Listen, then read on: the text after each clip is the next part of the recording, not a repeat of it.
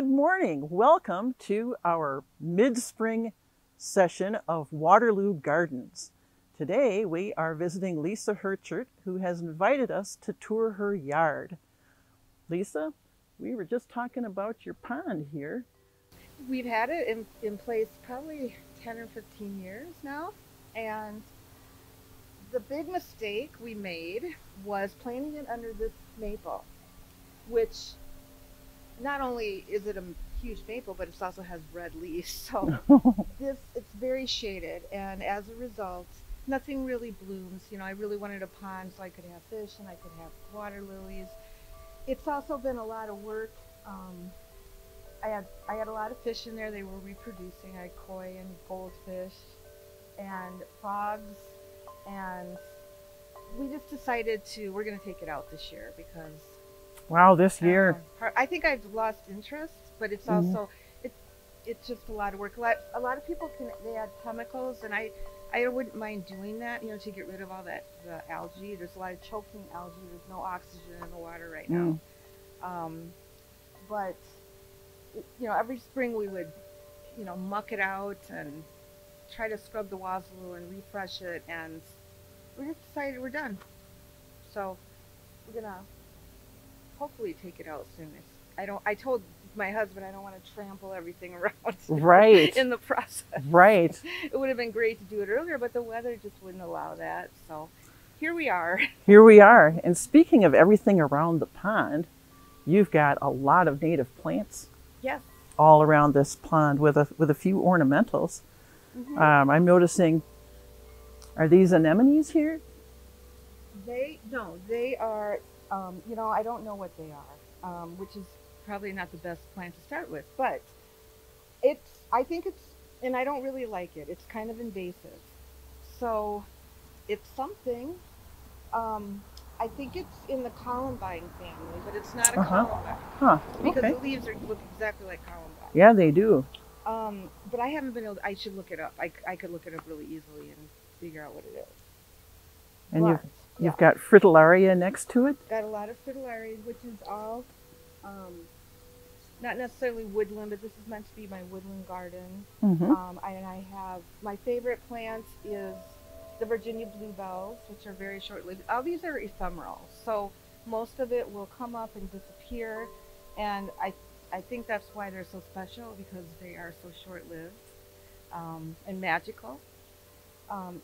Right here you'll see, this is wild ginger. Oh, okay. Yep. And I've got, let's see, I've also got bloodroot. That's the leaf there. That's already bloomed. We've got toad lily in here. I've got a lot of ferns as well, and they haven't shown themselves yet. But trillium. Let's take a walk over by your trilliums here. That's some species which are kind of invasive, but I like them. This is a big trillium plant. Is the blossom going to be red on it? You know, I think it is. I do have a red. Yeah, I think that's my red one. Yep. Yeah. Yeah. I just love the leaves of bloodroot. Yeah, I do too. They're great. It's a wonderful shape. Yep. And is this lungwort? Yeah, I think so. Yeah, looks like a pulmonaria. Gosh, I should have been a little more prepared. Oh, that's all right. I can tell you what things are in the other garden. Sure. I put this in place so long ago that, and it's pretty maintenance free. It just comes up and does its thing, and then it. Yeah, that's the wonderful thing about native plants is they are so low maintenance. I'm seeing geranium leaves in here for later, and they've got some seeing polemoniums here. Jacob's ladder, more trilliums. Yeah. More trilliums here. Getting ready to bloom, and all these May apples. You have a forest of May apples. They're not quite blooming yet. This is just gorgeous. And the Dutchman's breeches. Oh my word. Lots of lungwort over here. So you put these in how long ago? I don't even know. When I put the pond in, that's when I started building this garden. So you built it sort of around the pond? Yeah. Yeah. And the pond didn't work out so well, but everything else is doing marvelously. Yes, and this, you won't even know the pond was there when we're done, because everything will just fill right in. And oh, I'm sure. It'll be fine. So the intent was that this be a woodland style garden, and so all of the plants I'm seeing here are mostly native, and they're mostly native woodland plants. Yeah. Yep. So I just have to ask, how did you do this stag? Is it It's made out of mirrors? Yes. So it's the typical cement deer that you see that people have in their yards. Okay. And I am a mosaic stained glass artist on the side, and I just decided I wanted to make a deer out of a mirrored mosaic deer that would catch the light and throw pit prisms and just sort of be out here all the time. And so that's what I did. So I found an old deer I had all my friends looking for one, and finally a friend found one at a garage sale, and we went and picked it up. It's really heavy. I believe it. Especially now with the mirror on it, and it's just been standing. It's been several years now, and it's doing great. It is. Yeah. How long did it take you to make that? Well, I did it over several weekends, and wow, it took a long time. You know. Oh, I believe it. I didn't work on it like constantly. But sure. It was a lot of work. It was tough, but worth it. Yeah, it's very magical. Kind of goes with the ephemeral nature of this garden too. Is this there's kind of the magic of early spring and in here. I envision, if we ever get a farm in the country, I think I just kind of envisioned it standing maybe at the edge of the woods. Ooh. And people would see it at a distance and wonder, like, what's going on? It looks like a deer, but is it a deer? Might be the source of an urban legend. Yeah. Yeah. That's just wonderful. But for now, it's living here under this big tree that's been here, well before we moved in. This is the phlox right here. And it grows everywhere, and I got it at my mom's house years ago. I dug some up, and it's just been moving around my yard ever since. So this is the phlox here, you're saying? Okay. And these look like strawberry leaves here. Yeah. I don't know how those got there. And I don't know if they have any fruit. I do have some strawberries, which also like to move around. So, but how they got way over here, I'm not really sure. Wildlife. Wildlife. Disseminated by wildlife. That's true. Yes. Wow. Yeah, the lily of the valley can create a dense mat, so they actually suffocate any other plant that tries to get in there. I know. I really need to do something. But I love them too. I have some beautiful hostas in here. And, yeah, hostas are just starting to poke through the ground now, aren't they? Every year they just... This looks like one over here. Yes. Just starting to poke through. Just starting. So we'll see who wins. Yeah. The hostas or the lily of the valley. Yeah. The geraniums are pretty aggressive too. They are. I plant mine with lily of the valley, and they work out a truce.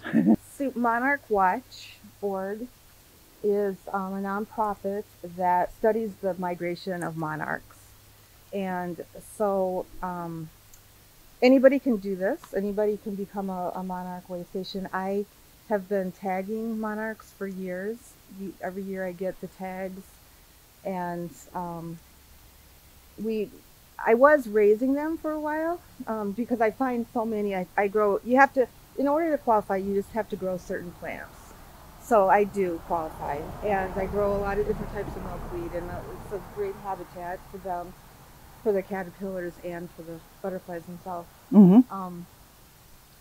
And there were some studies done that were showing that, the monarchs that were reared weren't as successful at migrating to Mexico.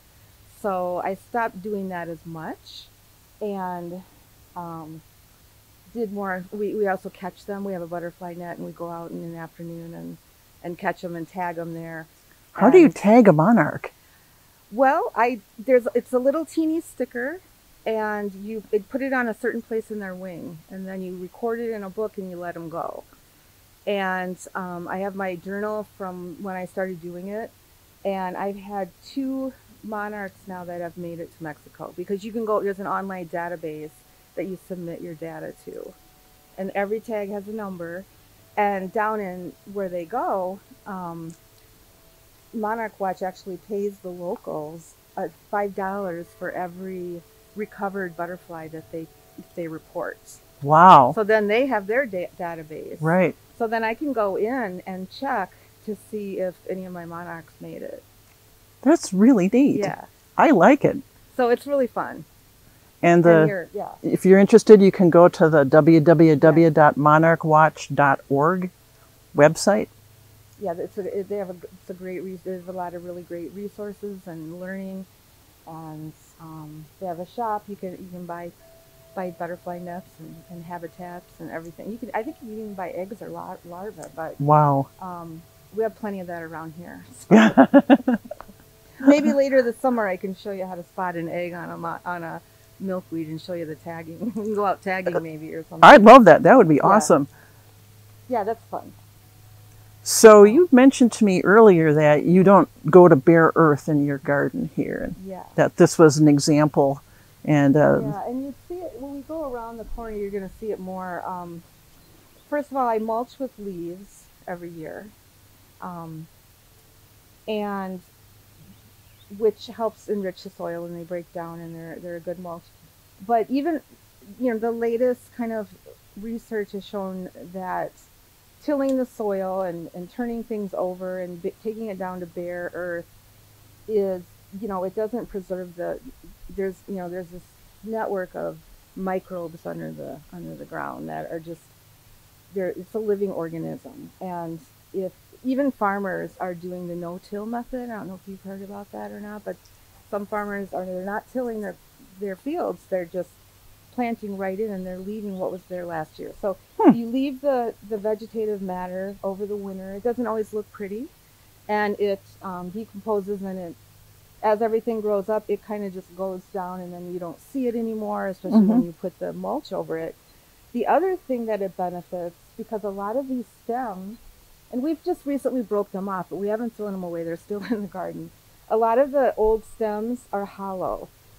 And bugs and bees and different insects will overwinter in there, and they overwinter just in the garden. So if you clean all that out and you get rid of it, then it's you could be bees can't overwinter there. So that's why we leave it the way we do. And it doesn't look so pretty though, but beauty is in the eye of the beholder. Yeah. Well, people probably wonder why doesn't she clean up her garden? But that's why, because it's easy too. I don't have to go. I used to go out and we'd turn the soil every year, and then a million weeds would grow. Right. Because weeds are just waiting. They could lay dormant for years until you turn them over, and then they just sprout. So it reduces weeds. It's great for the soil. It doesn't disturb the microbes that are in there that are going to help the roots and feed the plants. And it's good for the insects. So that's what we've been doing. And actually, we had I do the monarchs, but I've also create habitats for swallowtails. So I grow the plants that they're host plants. And late last fall, we had a cocoon from a swallowtail that was outside, and I brought it into the kitchen and put it in the kitchen in the window, and I knew that sometimes they overwintered, and they'll overwinter in the garden. But I had that one, and I wanted to protect it. And I just thought, well, maybe it's dead. I mean, over the whole winter, it just stayed there on my windowsill. And one day, just a couple weeks ago, Dan came home and he texted me. He's like, "Why is there a butterfly walking around the kitchen?" Oh, wow. So it had emerged, and it was in the. I have a picture of it. I'll share with you. But so I said, "Take it outside." And let it go. Was it a tiger swallowtail or a black swallowtail? It was a black swallowtail. Oh, they're so pretty. Yeah. So that was nice. I love that. And I also raised Luna moths. I started doing that 2 years ago. My goodness. So I breed them and then try to keep it going. So now, do you have special plants in your yard for Luna moths too? No, actually. So Luna moths, they only eat when they're caterpillars, and they get really big. And I have a lot of pictures of that too. But they live on. They have several different types of host plants that they eat, but once you start them on one, that's what they eat the whole summer. And so what I feed them is walnut leaves, which I don't have in my garden, so I have to go out and find walnut leaves. Oh, I can fix you up. Great. We have a black walnut tree, so. Or maybe we can even, I would love to, there's a sleeve you can put in the tree and put the caterpillar in there, and it's the most healthiest, so maybe we could even try that for an experiment. But then they go into their cocoon or they pupate, and when they emerge, an adult monarch or anything in the large silk moth family does not have a digestive system or mouth, so they don't eat once they emerge as a moth, because their only job then is to breed, to reproduce. So. And they live for 2 weeks only, right? As a butterfly, as a moth. It could be a little bit over a week. So that's why it's hard to see one, because you have a really narrow window. Yeah. So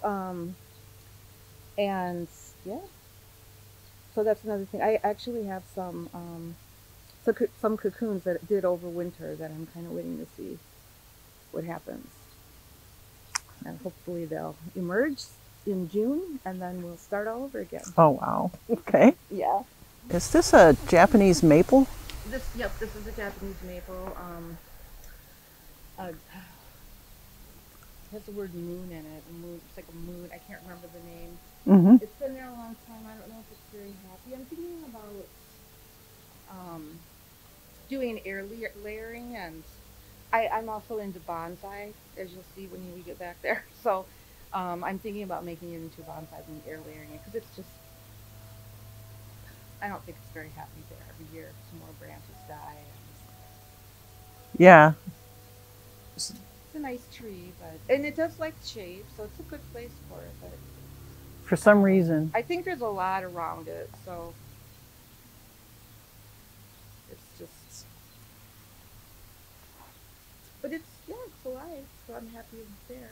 And I have a wisteria there, which every year it's a battle. It really grows. I would let it just cover everything, but my husband is constantly chopping it back because he's afraid it's going to tear down the porch, and he's probably right. Oh, yeah. But because it's so shady up here, it really never bloomed much, but actually it's been blooming, because I think we cut a couple branches off this tree, and as you can see the seed pods there now, I'm getting some blooms. Yeah, I was going to say, those look like seed pods over there. Yeah, it's finding some sun. I was admiring your tulips. They're really wonderful with these huge blossoms. So this is your sunny side, right? Yes, this is the sunny side. So these are the first year for them. The first year for these tulips. Okay. Yeah, I just planted those last fall.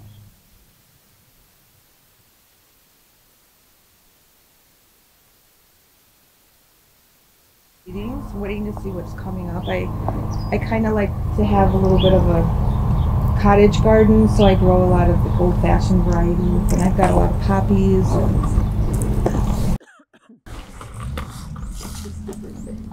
That's actually, the money plant. I can't remember the name of it, like the Latin name, but it's you see the seed pods are the white flat discs. I started that from seed a couple years ago, and now hopefully this year it'll get Unfortunately, I don't really like it right there in my catnip, but I'll take it because that's where That's where it is. have it, right?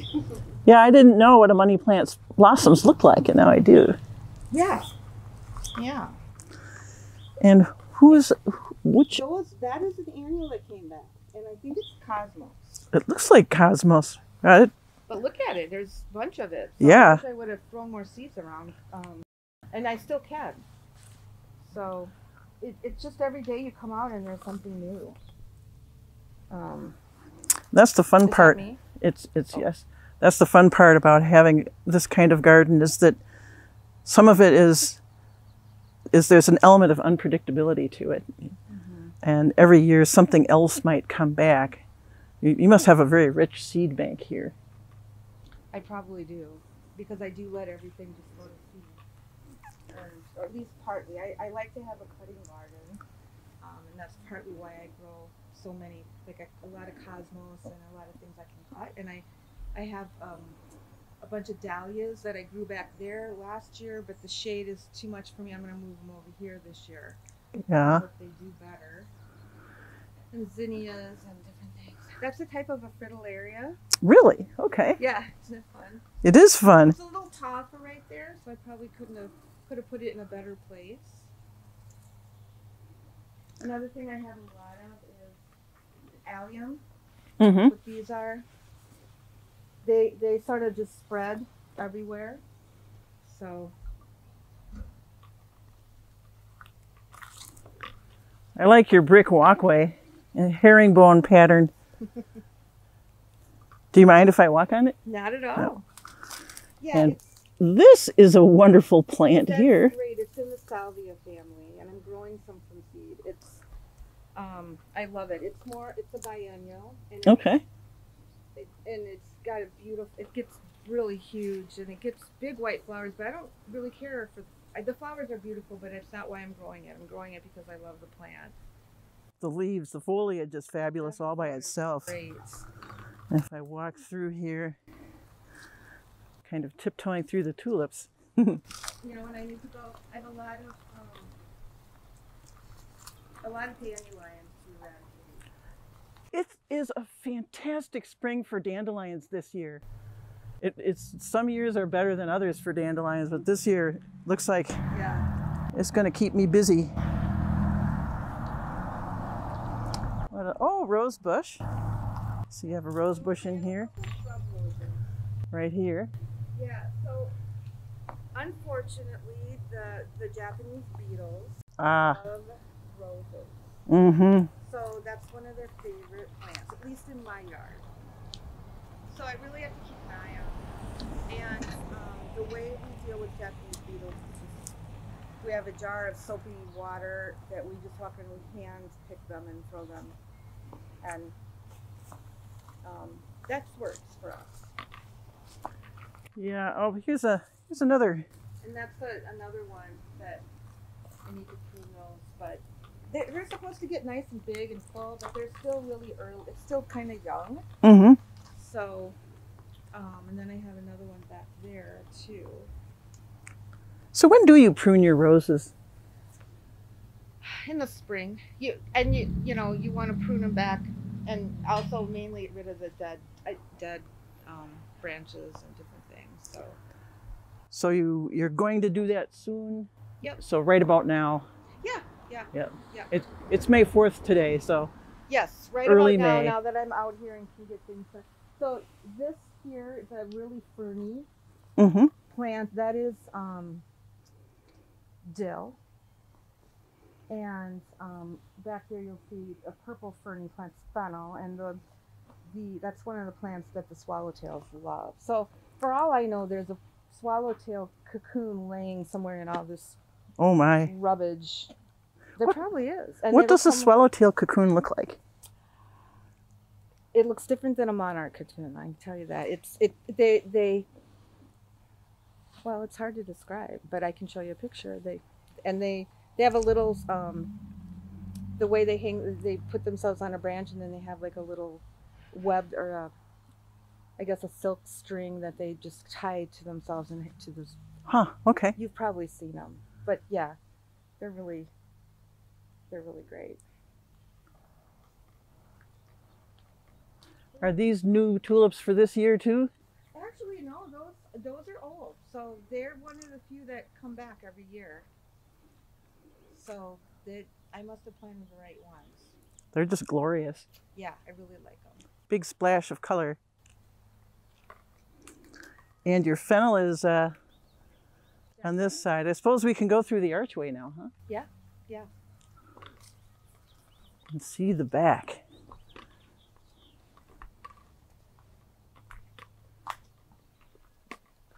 Parsley came back.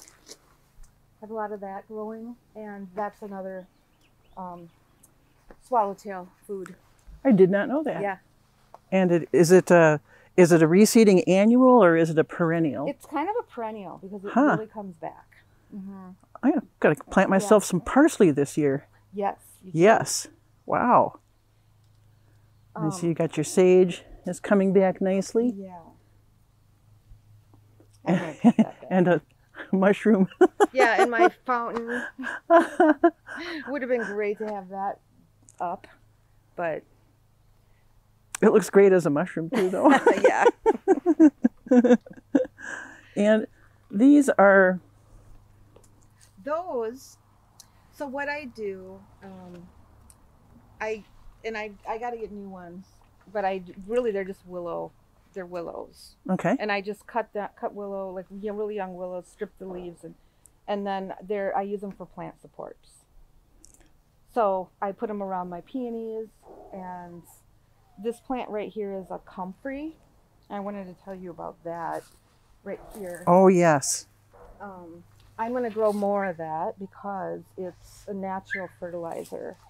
And like all the dead leaves or even the live leaves, you can just prune it back and put them on, on the ground under your plants. And I didn't know that either. great. Yep. Wow. And it makes a great tea. It's supposed to have lots of healthful properties. Yeah. See, I've never tried it for that, and they have beautiful flowers. Yeah. Too.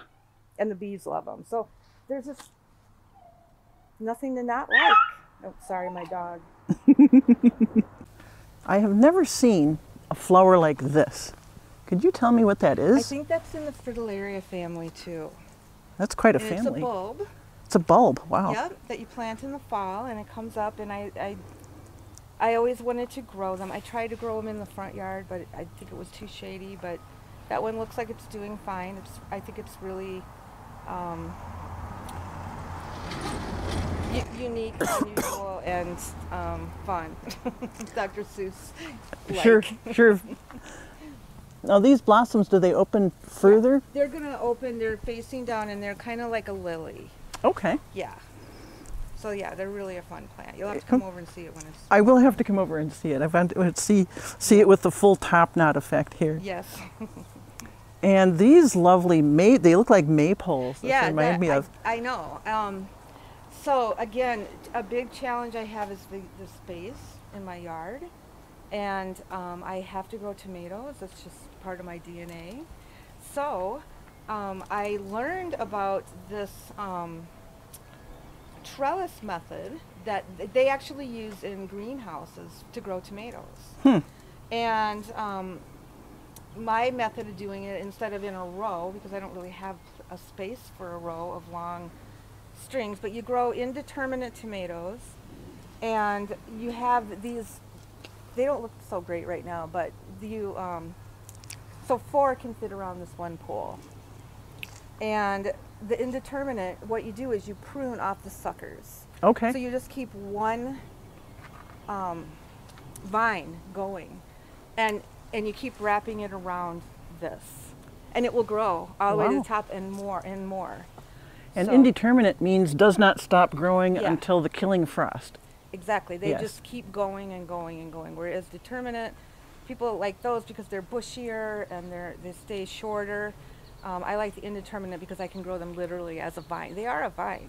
Yeah. So I'm going to take these out this year and probably, I don't know, move them somewhere else because I want to rotate things. And I've had them in this spot for 2 years now. Okay. But it's great. I mean, it's sort of meditative. You just come out and every day you have to prune the little suckers and wrap it. So it's kind of nice, kind of fun. do. And it works great because I can fit 12 tomato plants in this one little space. That's amazing. It works great. That is amazing. And then what do you eat that many tomatoes, or do you can them, or give them to people, or? I like to grow just lots of different varieties. Mm-hmm. So we eat them, we give them away. A lot of them are, like I grow everything from the currant tomato, which is really teeny, Mm-hmm. to, giant,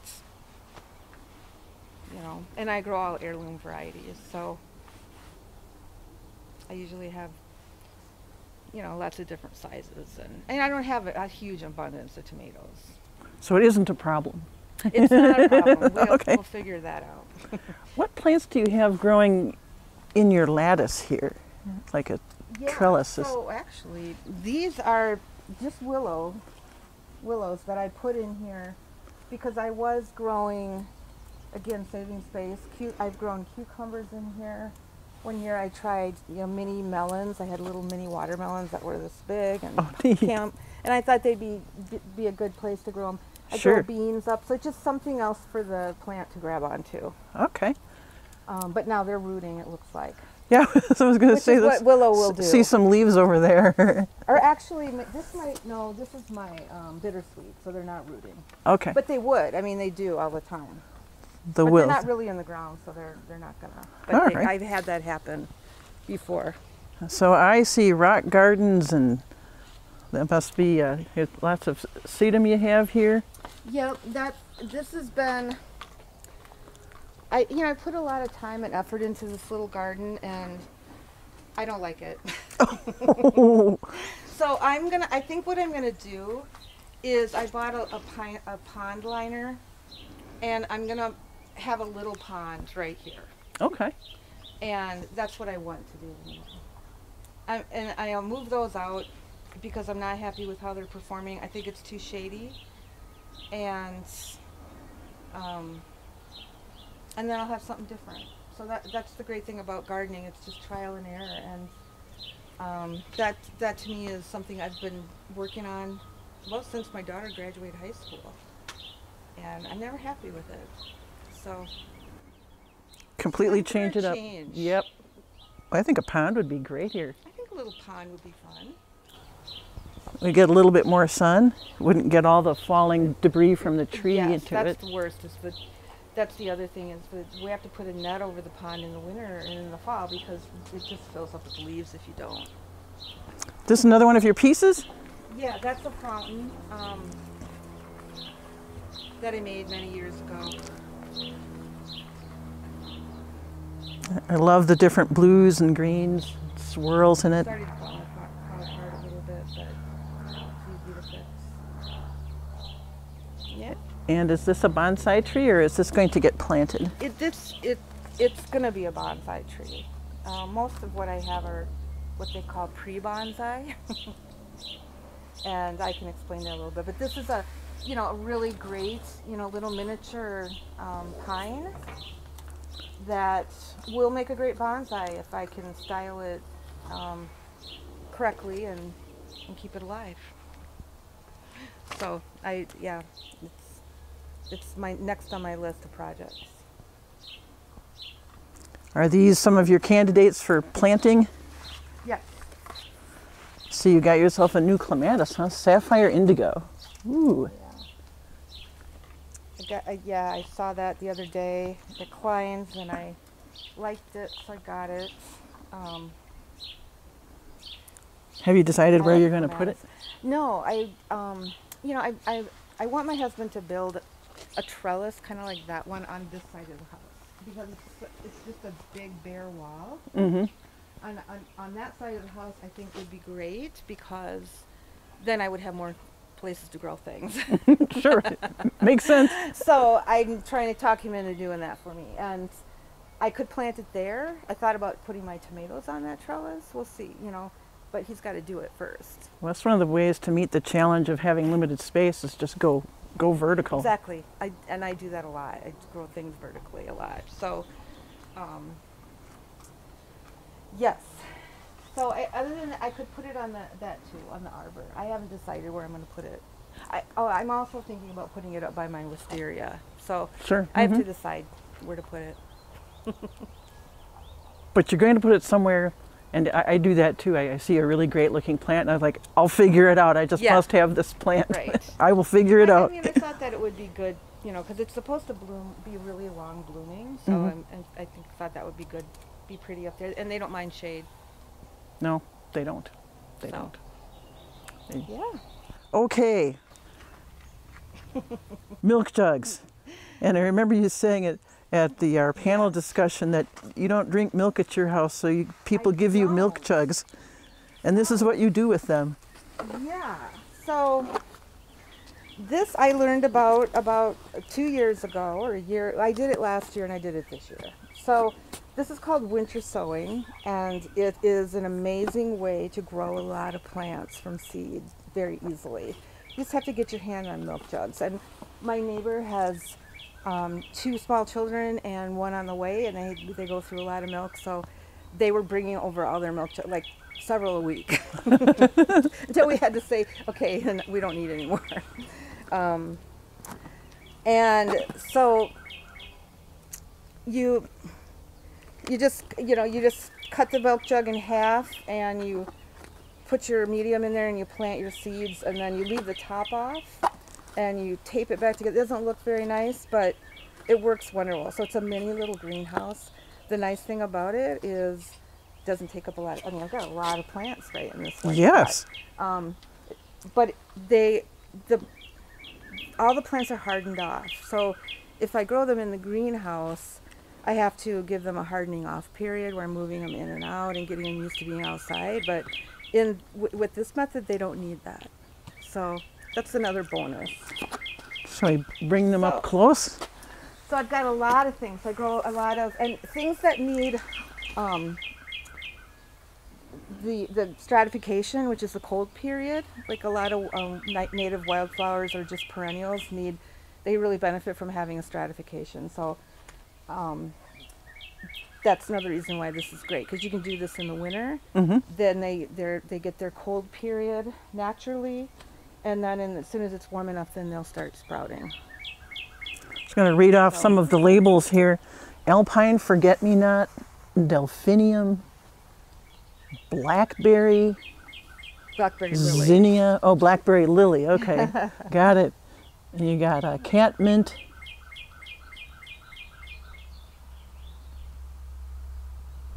What's nigella? Nigella is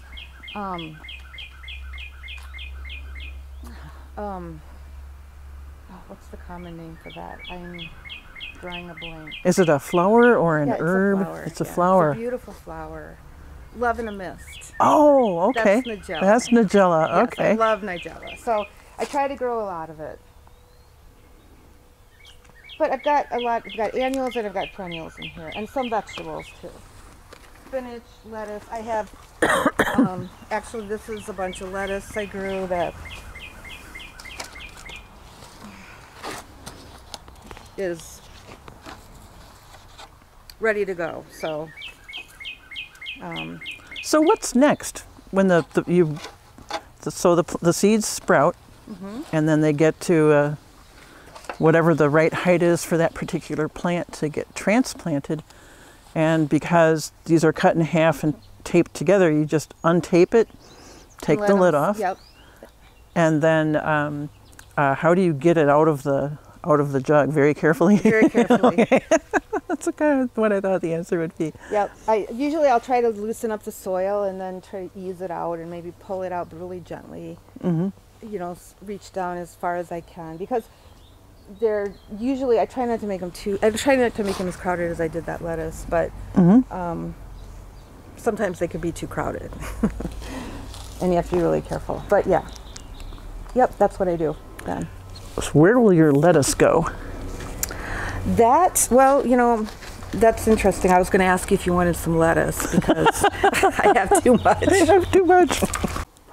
So this must be where your strawberries are that are sort of migrating around the corner of your house. It's in the center of this. And I recently dug this whole thing up and just dug out a bunch of strawberries, because if I let them go, they would just fill this up. cleared it back quite a bit. Because I want to grow other things besides strawberries. So what do you do with the soil in this bed here? Because obviously you did go down to bare soil. I did, yeah. And do you amend the soil especially? Yeah, we put some compost in to it.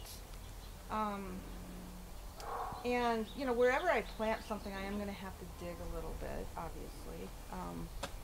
But this is probably the exception of where I will go to more bare, but then we add the compost in to sort of enrich it a little bit. But the only reason we did that was because it was full of strawberries. And I didn't want strawberries in there. I wanted them to stay where they're at. So that's part of the challenge at times, right. is keeping everything in its place and only in its place. I tend to grow a lot of things that like to wander. So Lisa's traveling plant show. Right. And then you got your hydrangeas back here. Yes, those are endless summer. Ooh, they're coming back strong. So what we do now is we'll wait for the leaves to grow up, and then we'll only prune the other stems back as far as, you know, just wait and see what lives, basically, so that I can get blooms. I see. So you were pruning them down to the ground. Yeah. Then they'd come back, would not bloom. Then you learned that that's because they bloom on old stems. Yeah, you need to leave. So you can't prune them down to the ground if you want blossoms. Right. And, you know, so I have a different type of a hydrangea in my front yard. So this is, and I've been learning a lot about hydrangeas lately. Yes, I think this is in the mophead family. Okay. And so they bloom on old wood. The hydrangeas I have in the front are smooth leaf, and those are like the Annabelles and they are prolific, and those do bloom on new wood. So those I could prune back, and I actually need to because they're a little wild right now. Okay. Interesting. Yeah.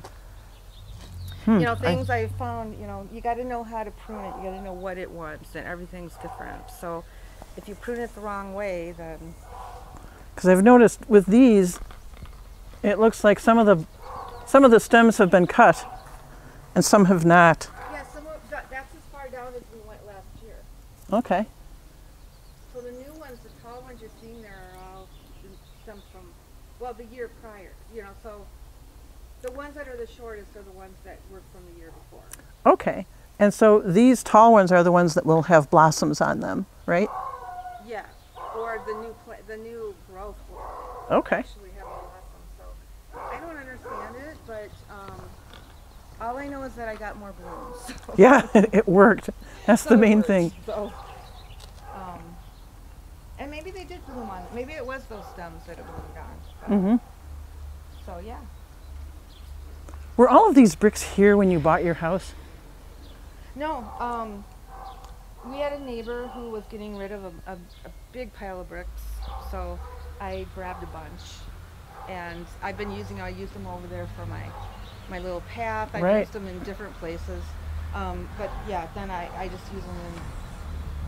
It's a nice, it's a nice earthy look, nice earthy organic kind of look to them, and they've got moss growing on them. That's just, I like that. Yeah.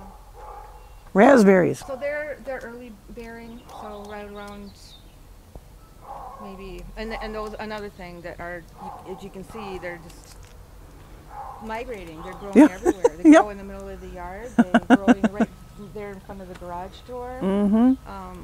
Well, that mowing helps with that. But again, I don't mind if they stay within the bed. Look at all those lily of the valley there. Too. Yes, I see. Goodness. And this, what kind of vine is this? That is a bittersweet, but it doesn't bloom it doesn't get very many berries because of the shape. So right now it's just covering up this eyesore, this old dog kennel, more than anything. So I leave it, but it doesn't really do much and that's why I bought another bittersweet and put it over there, because it's gonna be. It will do better.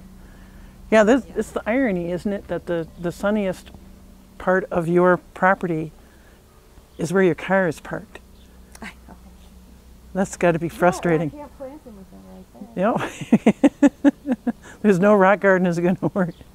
Uh-oh. If I hear a jackhammer coming from over here, I'll know. Yeah. Yeah. So we have one unexplored corner yet, and that's back in here. But first, we haven't really talked about your greenhouse. This looks like a nice, like it folds up and... Yep. Yeah, we put it up in the spring and take it down. Then after I'm finished with it.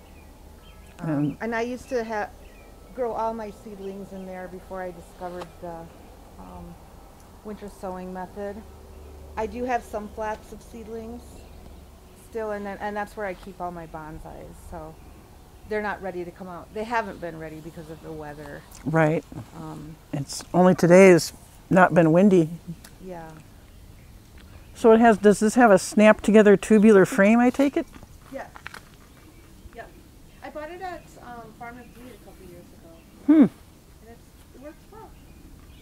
Yeah, it doesn't look like, I mean, sometimes these types of materials decay because of the ultraviolet Yeah. in the sunlight, but this looks like it's holding up well. It's holding up well. So when do you put it up about? I like to put it up like in March, usually. This March was really bad. It was a lot of snow, a lot of really bad. Actually, my husband did put it up, but he didn't have it anchored. He has to anchor it down, and it kept blowing across the yard. Oh, I'm sure it did. So my neighbors across the street, Lisa said, you know, your greenhouse is blowing around. I'm like, yeah. So it was. I think that was even in April, and that was a little late. So This was a very strange spring. it was. So It really was. But usually I like to get things going in March, so that I have plenty of time to get everything growing. Yeah. Just going to take a peek in there. Oh, there I see your bonsai trees.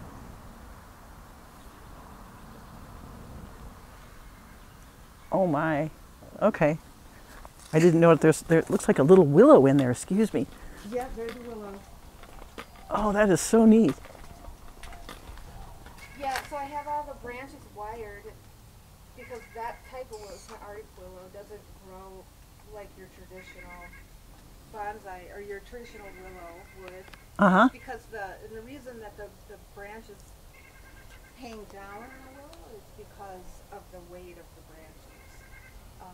That's a shrub, but the goal of bonsai is to make it look like a miniature version of whatever it is out there in the landscape. Just scaled way down from how it would look. Down. So that's what I'm working on with several different types of varieties of tree.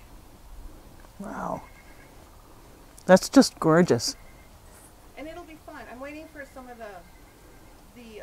I'm waiting for it to back bud along higher up on the branch, so then I can cut it off. Okay. And we'll see. We'll see what happens. This is an experiment. You make mistakes, and then the tree dies, and you've learned something valuable, and then you try again. Do you keep notes or any kind of journal? I do, yeah. I keep notes. I'm a member of the Badger Bonsai Society in Madison, which helps a ton because I'm sure. It's, I've killed a lot less trees, let's put it that way. Well, it's worth it because just for you that. make so many mistakes. And Sure. There's very specific rules that you have to follow, and for a good reason. So, yeah.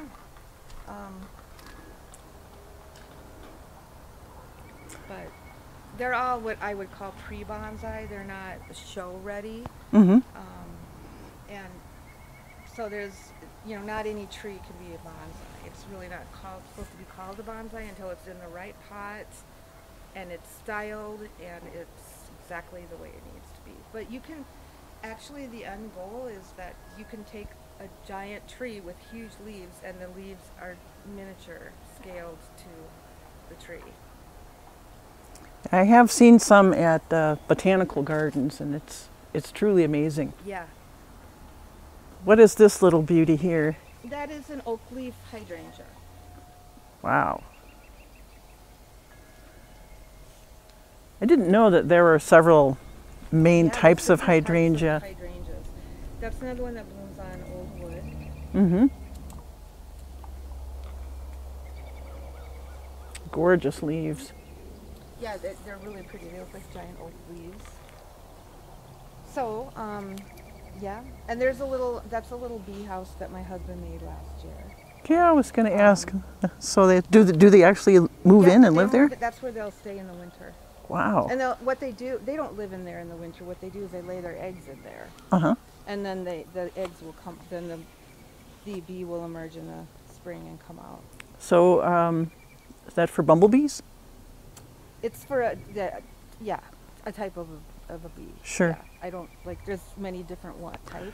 There are lots of different kinds of bees, and I am completely ignorant. I know what a big bumblebee looks like, and I know what a honeybee looks like, but there are so many other different kinds of bee. Yeah. So there's a great program on PBS about bees that I've watched twice now, and it just, the guy during COVID, he just went out in his backyard and was filming bees, and I just, so it's been my mission ever since then to build them, and that one's okay, but I have plans in the works for a bigger one with different size holes. So what kind of, are those bamboo, sections of those are bamboo? And you see those in stores all the time. Yeah. So, but my husband actually did make that one. With a little roof on it?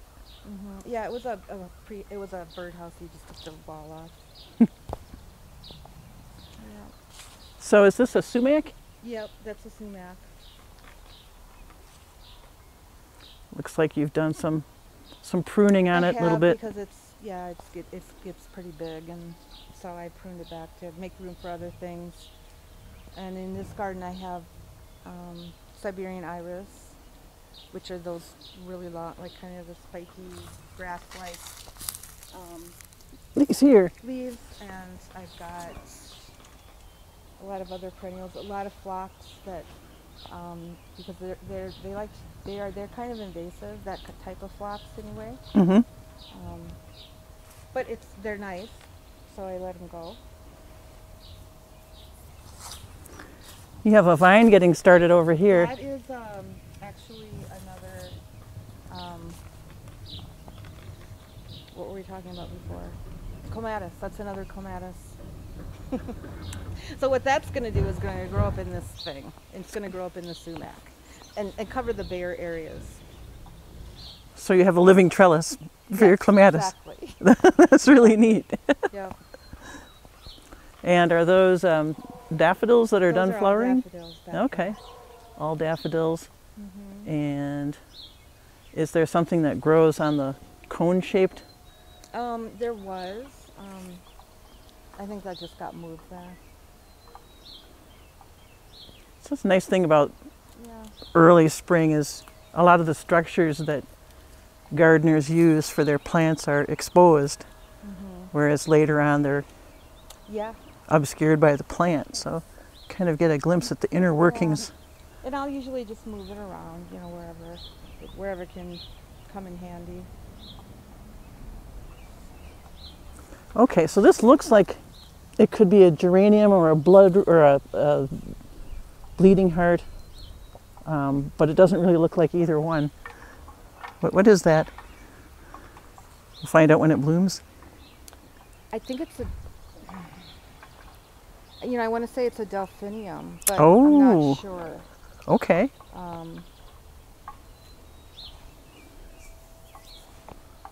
There's a lot of plants that have a leaf that looks like that. Right. And that one I put in last year, so I think I just bought that at the end of the year, and Okay. so now that's why I'm not as familiar with what it is. But it's not a geranium, and it's not a bloodroot or anything like that. I love delphinium. That's my favorite flower. Really? I'm always looking to grow as many. And you had some beautiful delphiniums. Those cobalt dreams. Oh, those are gorgeous. Yeah. I couldn't get it to keep coming back though, so I'd keep running out and buying another one. Yep, that's the struggle with delphiniums, is that if you're lucky, they will bloom a couple times in the year, which is why it's great to have as many as you can. That way you can always guarantee something. That's what I've been doing wrong. I just haven't been planting enough of them. Right. So yeah, and then just through here, you know, it's just, right now I had a lot of annuals in here. That's why it's kind of bare, and you see all the broken twigs that we've been kind of breaking off now and letting things grow up. And this is bee balm here with this dark kind of purple leaves, and then that right behind it is goldenrod. And that's my fennel right there, the purple bronze fennel. Where is it? I'm not seeing it. Right in the middle. Oh! Yeah. And that Oh, that is a neat looking that'll plant. get really big. And it gets really pretty yellow flowers, just like dill. Wow.